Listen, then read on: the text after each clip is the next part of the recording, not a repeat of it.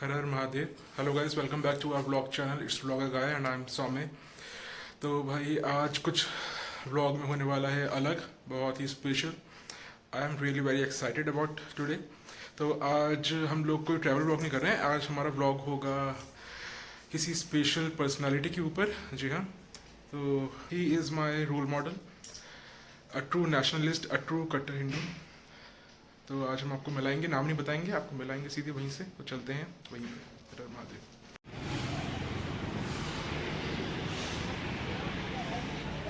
हाँ भैया, तो अब हम पहुँच चुके हैं भाई अपनी मंजिल पे, जहाँ पर पहुँचना था आज के लिए।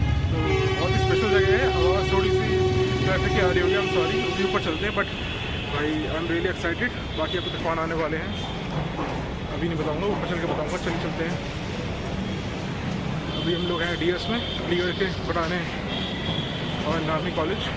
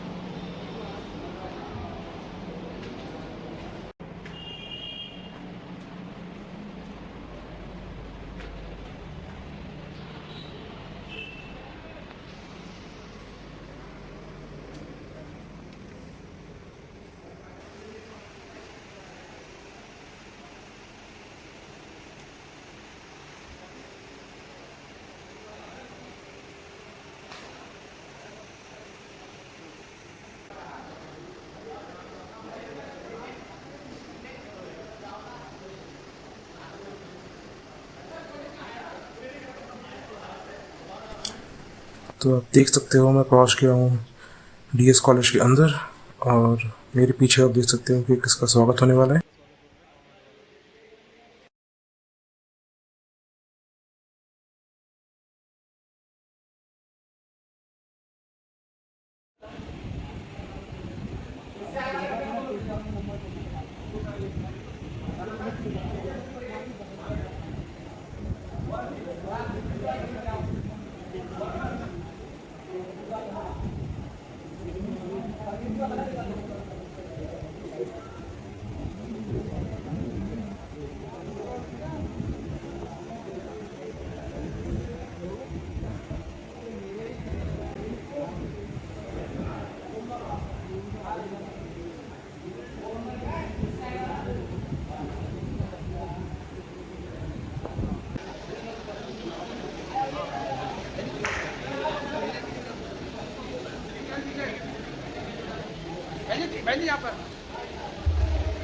आप सब लोग देख सकते हैं कि कैसे बजरंग बल के कार्यकर्ता और बजरंगी इस प्रोग्राम की सुरक्षा में और इस प्रोग्राम को सफल बनाने में अपनी पूरी जान और लगन से लगे हुए हैं।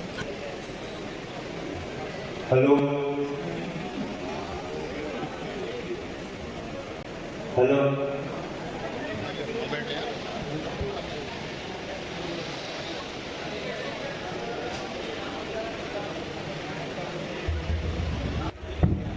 हर तरफ काम चल रहा है, धीरे धीरे पब्लिक आनी शुरू हो भी गई है। अभी हम लोग पहले से आए हुए थे, अभी प्रोग्राम का टाइम नहीं हुआ है, बट फिर भी पहले से ही जो भीड़ है, उनके फैंस हैं, वो आना शुरू हो गए।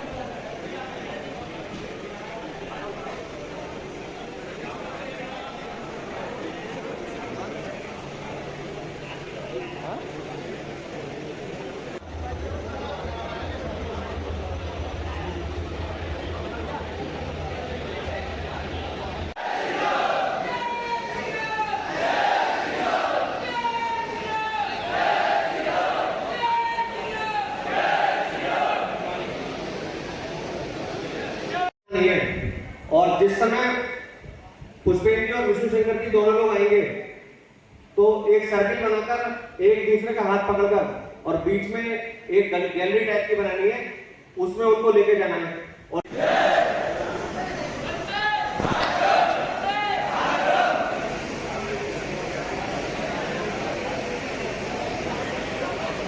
उच्चतम न्यायालय के अधिवक्ता ज्ञान वापी कृष्ण जन्मभूमि कुतुब का पब्लिक को मालूम है कौन आने वाला है, तेरे को नहीं मालूम।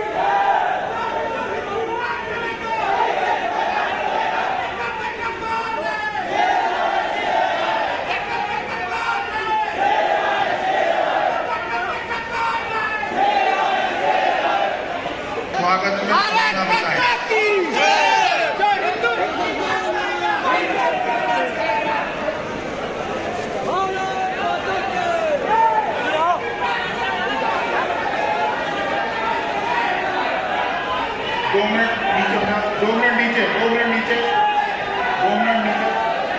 देखिए, जो बंधु पुष्पेंद्र जी को कुछ देना चाहते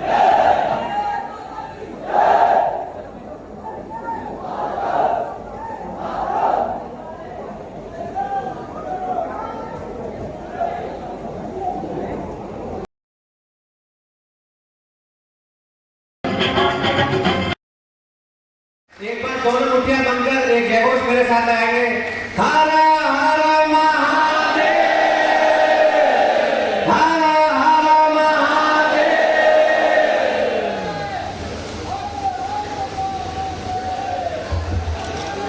जब मैं ये केस लड़ रहा हूँ तो सुप्रीम कोर्ट में मुझे मेरे जो एडवोकेट कलीग्स हैं मुझे मिलते हैं और कहते हैं अच्छा आज आप क्या कर रहे हो। तो मैंने कहा मैं ज्ञान व्यापी के केस में आज तैयारी कर रहा हूँ।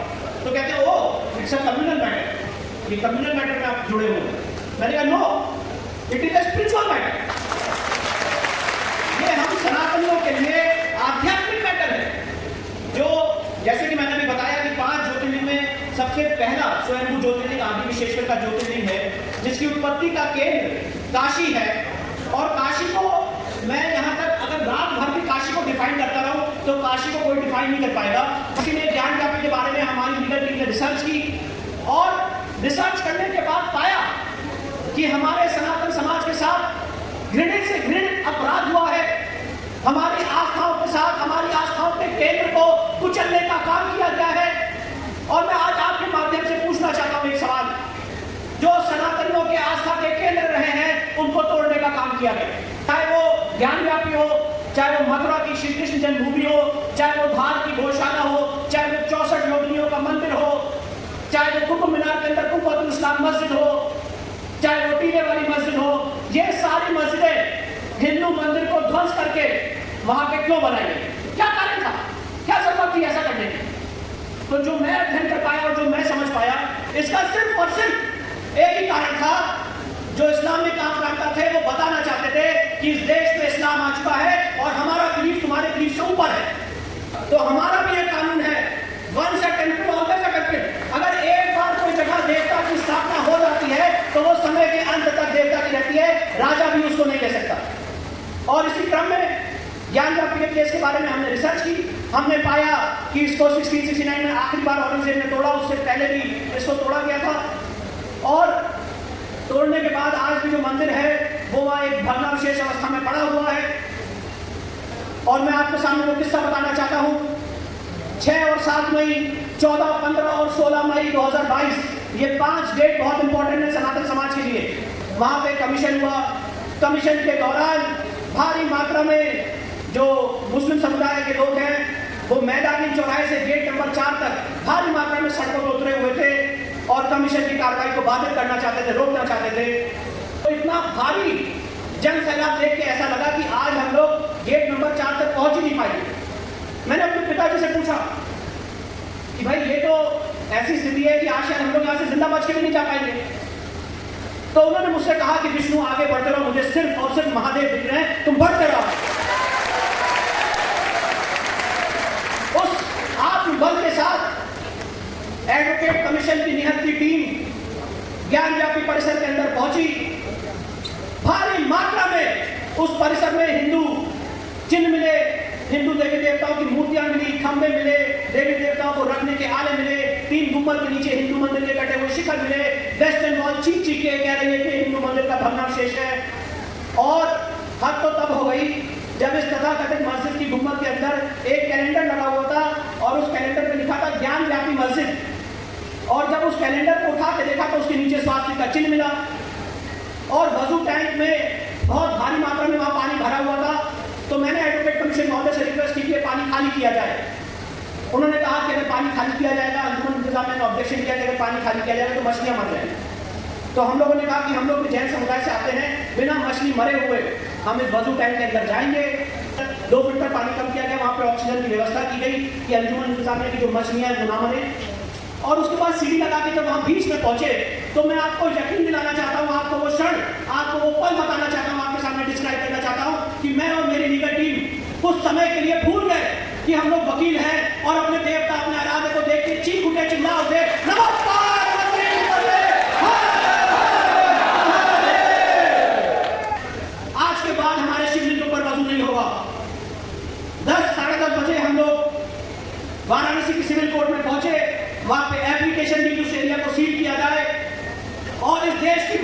जुडिशरी ने honourable mister justice Ravi Kumar Diwakar साहब ने आधे घंटे के अंदर उस एरिया को सील कर दिया।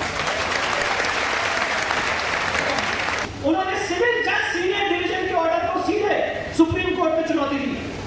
और जो आप लोगों ने करिश्मा किया था 2014 में, 2017 में, 2019 में, उस करिश्मे का कमाल है कि भारत सरकार के सॉलिसिटर जनरल ने सुप्रीम कोर्ट में जब इस केस की बहस हो रही थी, शिवलिंग को सील रखा जाए या ना रखा जाए, भारत सरकार के सॉलिसिटर जनरल ने सुप्रीम कोर्ट में पढ़कर स्टेटमेंट दिया कि अगर उस शिवलिंग को टच भी कर दिया तो लॉ एंड ऑर्डर प्रॉब्लम हो जाएगा। हमने इस केस में एक एप्लीकेशन दी कि इस पूरे परिसर का आर्कियोलॉजिकल सर्वे ऑफ इंडिया द्वारा सर्वेक्षण कराया जाए और उस पूरे परिसर में जीपीआर सर्वे द्वारा अलग अलग टेक्निक्स के द्वारा जांच कराई जाए कि जो एक हिस्टोरिकल ऑर्डर है, एक इतिहास रचने वाला ऑर्डर है, वो इस केस में पास करिए। आपके पास सारी पावर्स है, कहीं रीच पति सुन हनुमाना काच प्रसाद रहे हो बलवान। डिस्ट्रिक्ट कोर्ट वाराणसी ने 21 जुलाई 2023 को हमारी सारी दलीलों को सुनते हुए, स्वीकार करते हुए उस पूरे परिसर में आर्कियोलॉजिकल सर्वे ऑफ इंडिया द्वारा सर्वेक्षण की अनुमति दे दी। अब आप चौंक जाएंगे ये पूरा विषय एनालाइज करके कि जो लोग बनारस से दिल्ली आ सकते हैं 21 जुलाई के ऑर्डर के खिलाफ, बनारस से दिल्ली जो 800 किलोमीटर का डिस्टेंस है, वो बनारस से इलाहाबाद जो 100 किलोमीटर का डिस्टेंस है, वहां नहीं जा पाए, सीधे सुप्रीम कोर्ट आए। और 3 अगस्त को इलाहाबाद हाईकोर्ट के चीफ जस्टिस ने ऐतिहासिक फैसला देते हुए कहा कि यह सर्वे का ऑर्डर ठीक है और यह सर्वे होना चाहिए। 3 अगस्त को इलाहाबाद हाईकोर्ट का फैसला सुबह 10 बजे आया।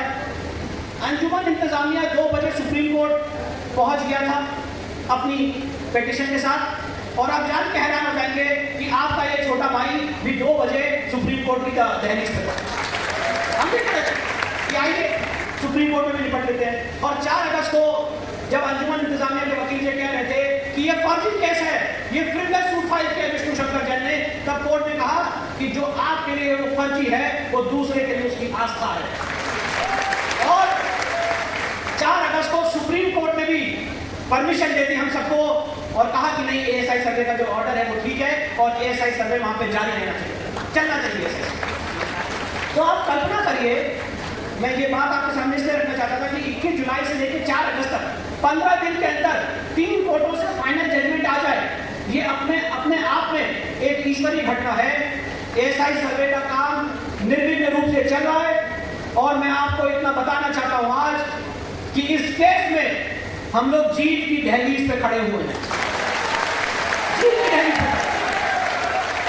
जिस दिन आर्कियोलॉजिकल सर्वे ऑफ इंडिया अपनी रिपोर्ट दे देगी और वहां पे खुदाई भी हो जाएगी, उसके बाद दूध का दूध और पानी का पानी हो जाएगा कि ये मस्जिद है कि महाजिद है। खुदाई से इसलिए वो डर है, इसलिए उनको डर है कि यहाँ पे सर्वे ना किया जाए। और जितने षड्यंत्र हैं वो सारे षड्यंत्र किए जा रहे हैं। और आप लोगों को एक बात और बताना चाहता हूं जाते जाते, अभी रिसेंटली एक षड्यंत्र रचा गया कि आइए भाई हम लोग ये मामला बातचीत से सुलझा लेते हैं। हम लोगों के एक हमेशा हमारे समाज में ऐसी दिक्कतें रही हैं, तो कुछ लोगों को भाईचारे का बहुत बड़ा एक प्रॉब्लम चढ़ा हुआ है और बहुत जल्दी आप लोगों को बहुत सारी खुशखबरियां सुनाएंगे। जाते जाते बस मैं इतना ही कहना चाहता हूँ, जो शहीद भगत सिंह की कुछ पंक्तियां हैं मुझे याद आती हैं इस समय। दिन आज का बड़ा सुहाना, मौसम भी बड़ा सुनहरा, हम सिर पे बांध के आए बलिदानों का ये सहरा, बेताब हमारे दिल में एक मस्ती सी छाई है, ऐ देश अलविदा तुझको कहने की घड़ी आई है। मर के कैसे जीते हैं इस दुनिया को बतलाने, तेरे लाल चले हैं माए अब तेरी लाल बचा।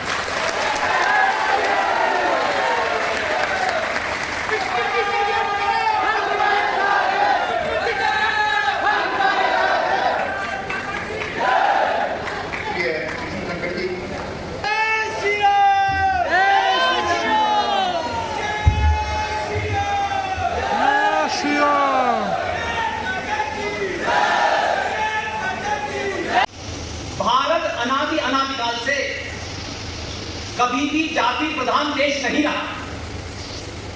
हमारी सभ्यता संस्कृति ये बताती है कि भारत अनादिकाल से कर्म प्रधान देश रहा है। मंदिर की लाइन में जब लगता है तो कोई आगे वाले से ये पूछता है कि तुम दलित हो, अग्रवाल हो, ठाकुर हो, पनीर। क्या पंडित जी जब पूजा कराते हैं तो आप पूछते हैं पंडित जी से कि आप ब्राह्मण हैं? क्या वो पंडित जी ब्राह्मण हो ये पूछते हैं कि तुम ब्राह्मण हो, दलित हो तो पूजा नहीं कराऊंगा? ये भारत एकमात्र दुनिया में ऐसा देश है कि यहाँ तो ना परंपराएं, ना आस्थाएं, ना संस्कृति, ना सरोकार, समाज से उसकी जाति नहीं पूछते हैं, लेकिन भारत का संविधान आपकी जाति पूछता है। लेकिन हम सब बार बार ये कहते हैं हमें अगली पीढ़ी को सच बोलने की हिम्मत देके जाइए, अगली पीढ़ी के साथ बातचीत करिए, उसके साथ में बैठेंगे नहीं तो आप सच बात नहीं बता पाएंगे। अगर आपने ये न किया होगा तो इस देश में हम जैसे साधारण लोगों को सुनने के लिए इतनी बड़ी संख्या में लोग नहीं। पूरी शक्ति के साथ सच बोलिए, डरिए मत किसी से। जो डराते हैं वो सबसे बड़े डरे हुए लोग हैं। मुझे उनसे कोई डर नहीं है। मुझे इस सनातनी हिंदू समाज के अंदर हिंदुत्व के नाम पर ठेकेदार और दलाल हैं, उनसे डरते हैं। ये कल रात बनारस की आखिरी फ्लाइट से पहुंचे। अशोक भाई ने कहा कि विष्णु भाई आते तो अच्छा होता। मैंने कहा विष्णु को सीरियस काम में लगा रखा है और वो वहां मौजूद है, क्योंकि वहां 40 छोटे भाई का पजामा, बड़े भाई का कुर्ता पहने नीचे जाते हैं और उस पर अकेला विष्णु भारी पड़ता है। इसलिए विष्णु एक सीरियस काम में है, अशोक भाई इसलिए वो नहीं आ पाएंगे। लेकिन फिर भी मैंने विष्णु भाई को ये बात बताई कि मैं अलीगढ़ जा रहा हूं और अलीगढ़ में सिर्फ अशोक चौधरी साहब को नहीं बुलाया। ये मेरा अपना घर है, कोई भी बुलाएगा मैं तब भी आऊंगा। जिसको इस बात के बारे में पता है कि जो धरती पे आया है उसका जाना निश्चित है। अगर जाना तय है और ये पता है कि एक दिन मरना है तो मर मर के क्यों जी रहे भाई? अगर मरना है तो अपने जिंदा होने का सबूत दो और जिंदा हो तब तक मरो मत। क्योंकि जो कथाकार है वो कथा नाम सुना रहा है और मौला मौला दादा कर रहा है। वो किस दबाव में है? उसका क्या संकट है भाई?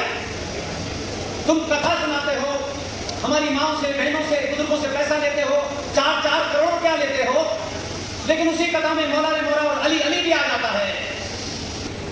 हमारे यहाँ बड़े लोगों की ऐसी छवि बना दी जाती है कि उनके बारे में सवाल नहीं होता, वो बहुत बड़े हैं। हमारे सनातनी हिंदू समाज में भगवान राम में लोग सवाल उठा सकते हैं तो नेता तो भगवान के सामने होने से नहीं कर सकता। इसलिए मेरा प्रश्न, इसलिए मेरा गुस्सा है। कम से कम 2 बड़े नेता ऐसे थे, अब एक इस दुनिया में नहीं है और एक है। ये सब कहने से किसी व्यक्ति विशेष की निजी जीवन पर टिप्पणी नहीं है। वो सार्वजनिक जीवन में थे तो सार्वजनिक शिकायत है मेरी। उनके अच्छा बुरा होने से कोई फर्क नहीं पड़ता। मैं बहुत अच्छा हूं लेकिन कुछ करता नहीं, तो आपके किस काम का हूं? और मेरा यकीन है कि मेरी बात अगर आपके गले उतर जाए तो अलीगढ़ से ये मुहिम निकले और 95 करोड़ सनातनी तक जाए। पाकिस्तान में हुआ करती थी तुम्हारी बस्ती, अब नहीं कहीं मिलती तुम्हारी बस्ती। ये तो पागल बने के शेर शायरी लोग सुनाते हैं जिसमें इन्होंने कहा, विष्णु भाई हिंदू समाज के किसी दलाल को हिंदू आस्थाओं पे सौदा करने की दलाली नहीं करने दूंगा। चिल्ला चिल्ला मैं एक्सपोज करूंगा, सड़क पे करूंगा और आप ही लोग खड़े होंगे। ये राम मंदिर पे दलाली करने वाले चोर कहते हैं कि जब हम जीते तो समझौता कर लो, समझौते से तुम्हारा संगठन की दलाली बचेगी, राष्ट्र नहीं बचेगा। ये भाईचारे के बारे में आपको किताब में नहीं पढ़ाया गया। जो लोग प्रॉफिट मोहम्मद के सगे नहीं हुए, जो लोग प्रॉफिट मोहम्मद की बेटी फातिमा के सगे नहीं हुए, बाहर के सगे होंगे? किस बीमारी से ग्रस्त भाई? फजर की नमाज सुबह 4:30 बजे जिन्होंने मोहम्मद साहब की बेटी के का मस्जिद में गर्दन अलग कर दी, जिन लोगों ने उनकी बेटी फातिमा को मारा, जिन्होंने मोहम्मद के नवासे फातिमा और अली के बच्चों को करबला के मैदान में लिटा करके गर्दन पे पहला कलमा पढ़ के मारा, वो आपके होंगे। ये बीमारी क्यों है भाईचारे की? 700 साल के बाद आपको पता चल गया भाई कौन है और चारा कौन है। ये गंगा जमुना तहजीब का फ्रॉड, गंगा भी मेरी जमुना भी मेरी, तहजीब किसकी? ये कहां से आएगी? ऐसा ऐसा झूठ है सनातनी हिंदू उसी को चला रहा है। किस किताब में, कौन से शास्त्र में लिखा था धर्म का अर्थ पूजा करना होता है? हमारे साहित्य में, संस्कारों में, मान्यताओं में, परंपराओं के अंदर धर्म का अर्थ होता है कर्तव्य, ड्यूटी। अरे धर्म सारे बराबर कभी हो ही नहीं सकते। जो लोग ये कहते हैं सारे धर्म बराबर हैं, वो कीचड़ की नाली की तुलना समुद्र से करते हैं।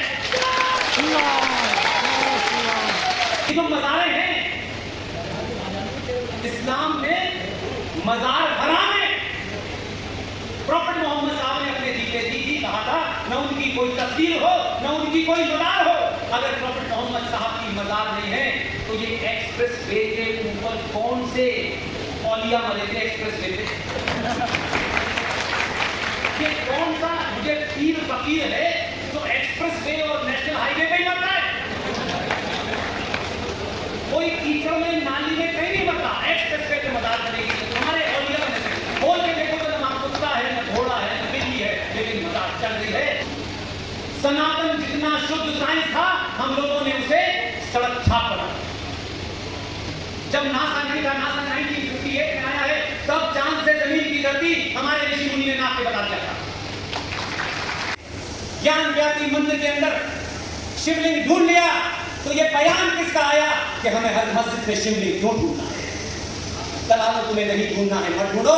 हम हर मस्जिद में शिवलिंग ढूंढेंगे, निकालेंगे, लड़ते लड़ते मर जाएंगे, लेकिन हमारी तरह दलाली नहीं करेंगे। तुमको जो दलाली करनी है तुम बताओ। तुम नई नई परिभाषा दो। ये 40,000 साल पुराना डीएनए है। सुअरों का डीएनए और घोड़ों का डीएनए एक नहीं। तुम अपना डीएनए तय कराओ, तुम्हारा डीएनए क्या?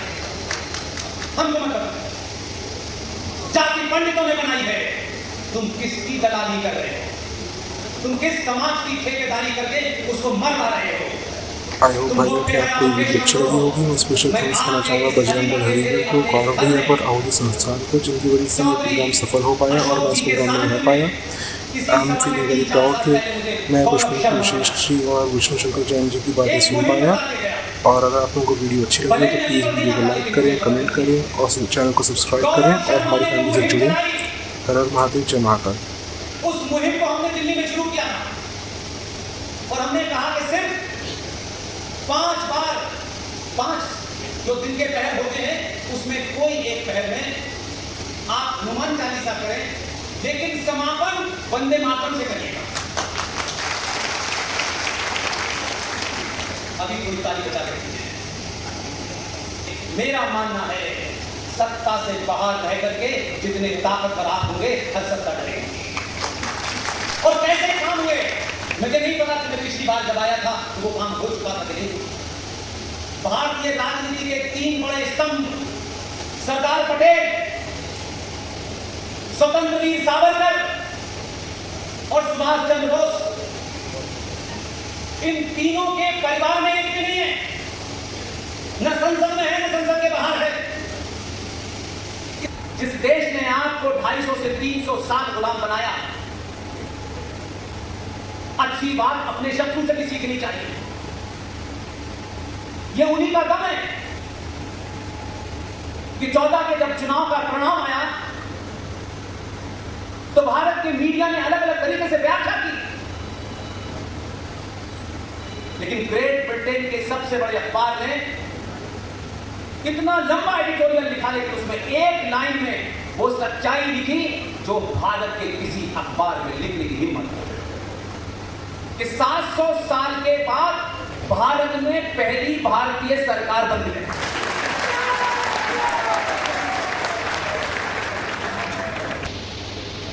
5 साल में जब वोट देने जाएं तो जाति अपनी घर पे छोड़ के चले। और वोट देते वक्त उस 1 मिनट जो आप अलग अलग कंफ्यूजन में रहते हैं कि कौन चावल फ्री बांट रहा है, किसने हमको फ्री लैपटॉप दे दिया है, सनातनियों इतने सस्ते में मत बिको, अपनी कीमत इतनी लगाओ कि तुम्हें दुनिया खरीद न सके। इसलिए वोट देने से पहले किसी को वोट दीजिए, मुझे इसमें मैंने कभी आज तक पिछले 10-15 सालों में कभी इसका जिक्र नहीं। वो जो 1 मिनट है जो आपके दिमाग में लैपटॉप, चीनी, पेट्रोल के भाव, ब्राह्मण, ठाकुर, बनिया, मेरा कैंडिडेट, फलाना कैंडिडेट, इस सब को पीछे रखिएगा। वोट जब दें तो शुद्ध सनातनी होंगे। अभी 2 महीने हैं आपके पास, हमको कोई नया भरोसा नहीं चाहिए। 300 हैं तुम्हारे पास। इस देश की सनातन जन्मभूमि पर 1995 में अल्पमत सरकार ने हमारे करोड़ों आस्था के केंद्र इस भारत माँ से हम पूजते हैं, आपने वक्फ बोर्ड के माध्यम से इस पूरे देश की जमीन का सौदा कर दिया है। ये भी कानून पार्लियामेंट में लाओ, तुम्हारे पास 303 है, इसे निरस्त। हमको ये मत कहना कि अब हम 400 चाहिए, 400 के बाद तो हम नाम बदलेंगे देश का। ये तय करो कि भारत का राष्ट्रपिता कौन है। किसी के कह देने से कोई राष्ट्रपिता नहीं हो सकता। अगर भारत माता है तो फिर पिता कहां से आ गए? सनातन अधिकार से भारत माता है। पिताजी हो सकते हैं किसी के हो, भारत राष्ट्र का अगर कोई पिता हो सकता है तो वेद व्यास हो सकता है। भारत राष्ट्र का कोई पिता हो सकता है तो आचार्य चाणक्य हो सकता है। ये चाटुकार दे हमारे साथ तुम्हें कोई कमी नहीं होनी चाहिए, तुम्हें कोई समस्या नहीं होनी चाहिए। कोई भी बीच में आएगा इस लड़ाई में। बहुत बहुत धन्यवाद। Thank you very much. अभी सुरक्षा टोली के अतिरिक्त कोई भी बच्चा नहीं आएगा। आई होप भाइयों कि आपको ये वीडियो अच्छी लगी होगी। मैं स्पेशल थैंक्स करना चाहूँगा बजरंग बल हरिगढ़ को, गौरव भैया को और अवधि संस्थान को, जिनकी वजह से ये प्रोग्राम सफल हो पाया और मैं इस प्रोग्राम में रह पाया। I am feeling very proud कि मैं पुष्पेंद्र कुलश्रेष्ठ जी और विष्णु शंकर जैन जी की बातें सुन पाया।